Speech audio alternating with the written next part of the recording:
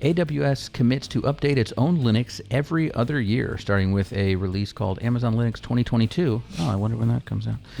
That just hit preview. And I was shocked to see how long it took the first time for them to update their Linux. Yeah, so it's a tad misleading in that they update their version of Linux very frequently, right? So they have the Amazon Linux AMI, so their Amazon machine image of their managed and supported version of Linux. Which is based on which? Originally, it was based Fedora? on CentOS 6 or CentOS 5? Shoot. I believe it was based on CentOS 5 originally because it wasn't a systemd release. And then they released Amazon Linux, the second one, their Amazon Linux AMI 2, and that one switched up to, I believe it was CentOS 6 because at that point it was systemd. So you kind of had two choices. If you didn't want systemd, you could run the first version of the AMI. If you wanted systemd, you could run the second version of the AMI.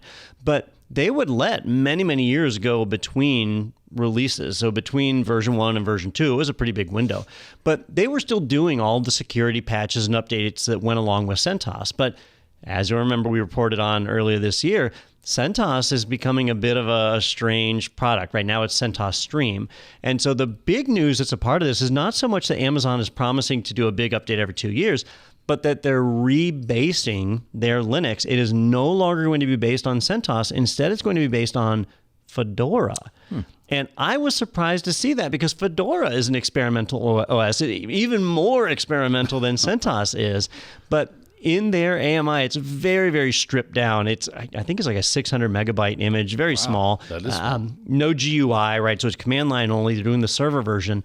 But with Fedora Linux, they do a 6-month rolling update cycle. And so that's why they're having to say, like, look, we got to do a major update at least every 2 years because otherwise they're going to spend all their time backporting security fixes. So it's a pretty big change if you use the Amazon Linux AMIs. Is there any real advantage to going with Linux from Amazon versus any of the other AMIs that are available? So the biggest advantage, there's two advantages. So one, it already has all the AWS tooling installed. So the AWS CLI is there. You can interface with the SDK and the API. I'm going to throw out a ton of acronyms and Peter's going to get lost here. But that happened a long time ago. Don't worry, I'm good. So it's fully integrated into AWS just right out of the box versus when you do some of the others, you have to do a little bit of work to do that.